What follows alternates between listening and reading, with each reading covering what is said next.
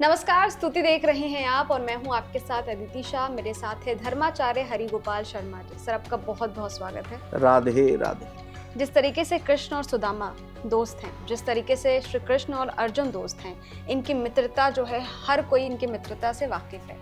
उसी तरीके से भगवान शनिदेव और हनुमान जी भी बेस्ट फ्रेंड है।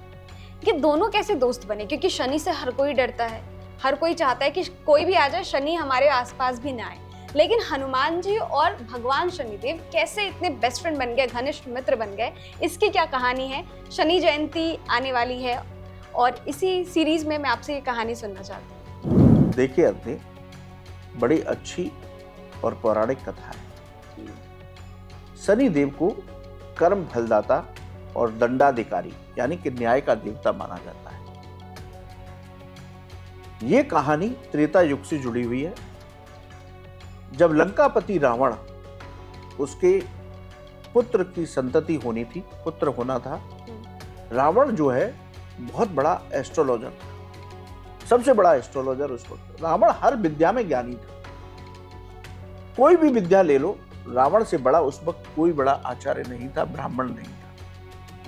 धर्म से लेकर के, शस्त्र से लेकर के, ज्योतिष से लेकर के, एवरी फील्ड में रावण, हर चीज में रावण जो है अद्वितीय था।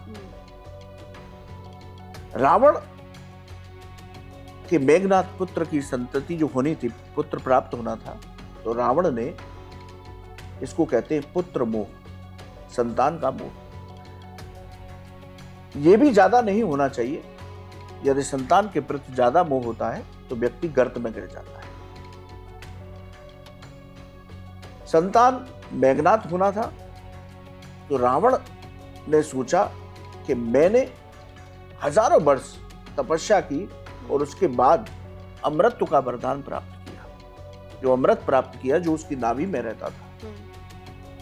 पुत्र मोह में आकर के उन्होंने ये सोचा कि मैं ग्रहों को, क्योंकि कुंडली जो होती है व्यक्ति की, वो आपके पिछले जन्म के कारण बनती है कि आपके प्रारब्ध में क्या कर्म रहे और अब आपको ये शरीर जो है वो क्या भोगना है।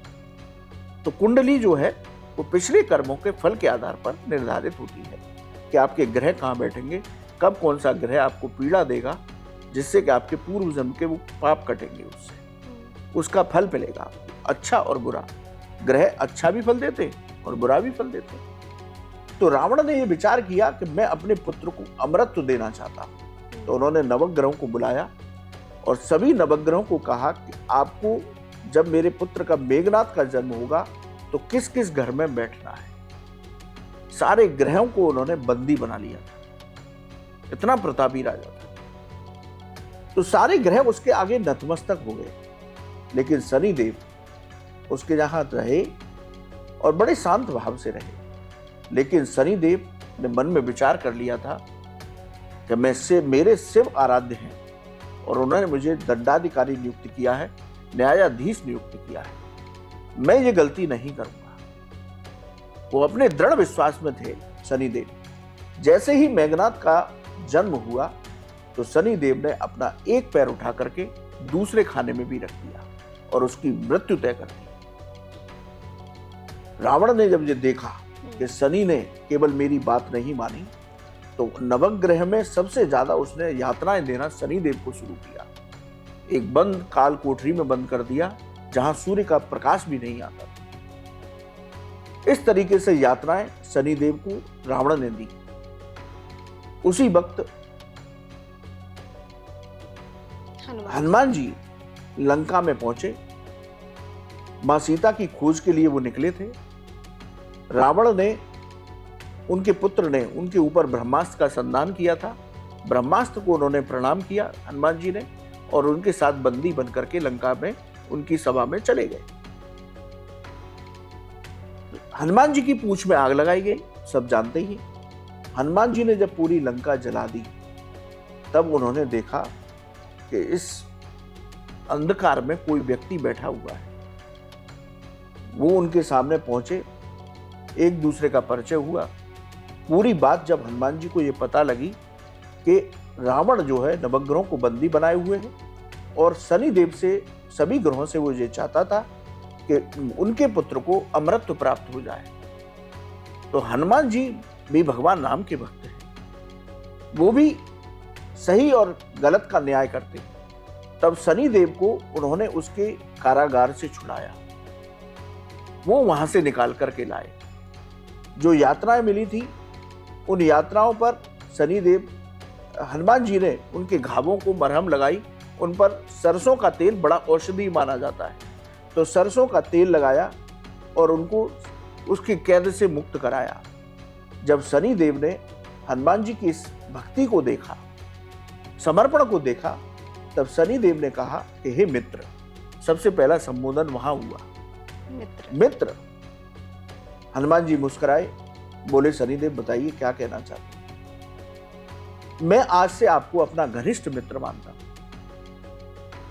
मेरी महादशा में, मेरी अशुभ दृष्टि में जो भी कोई आपका नाम लेगा, मुझसे पहले भी लेगा, तो शनिदेव कितनी बड़ी बात कह रहे हैं कि मुझसे पहले यदि आपका नाम लेगा, आपका पाठ करेगा, आपकी उपासना करेगा, तो उसको मेरी महादशा में कोई भी कष्ट प्राप्त नहीं होगा। अच्छा, इसलिए कहते हैं कि जब शनि की दशा, महादशा, अंतरदशा हाँ, चले 7.5 और शास्त्र यहाँ तक भी कहता है कि तो शनि हनुमान जी चालीसा की का पूजा पाठ करें। बाद में करो, पहले हनुमान चालीसा पहले हनुमान चालीसा का पाठ करो। और यहाँ तक कहता है शास्त्र कि 7 दिनों में शनिवार के दिन तेलाभिषेक करिए सिर्फ, लेकिन हनुमान चालीसा का पाठ 7 दिन करिए। तो शनिदेव की महादशा जो अशुभ दृष्टि है, उससे आप पूरी तरह बचे रहेंगे। उस दिन से दोनों बहुत घनिष्ठ मित्र बने। तभी से ये शनि की शांति के लिए, शनि की प्रसन्नता के लिए हनुमान जी की उपासना शास्त्रों ने आवश्यक की, हमारे ऋषि मुनियों ने आवश्यक बताई। तो तब से दोनों घनिष्ठ मित्र बने हैं। तो इस मित्रता का भी प्रमाण भगवान कृष्ण और सुदामा की तरह, भगवान कृष्ण और अर्जुन की तरह शास्त्रों में दिया जाता है। तो ये थी कहानी कि किस तरीके से हनुमान जी और शनिदेव दोस्त बने, मित्र बने, बेस्ट फ्रेंड बने। इसलिए कहते हैं कि हनुमान जी की पूजा शनिदेव से पहले करनी चाहिए। आपका बहुत बहुत शुक्रिया, आपने हमें ये कहानी सुनाई। राधे राधे। अगर आपको ये कहानी पसंद आई हो तो वीडियो को लाइक कीजिएगा, शेयर कीजिएगा। आप कौन सी कहानी सुनना चाहते हैं हमें कमेंट बॉक्स में जरूर बताइएगा। मिलते हैं अगली वीडियो में, तब तक के लिए इजाजत दीजिए। देखते रहिए स्तुति, मेरे यानी अदिति शाह के साथ। शुक्रिया। क्या आप जानते हैं श्री कृष्ण ही काली है?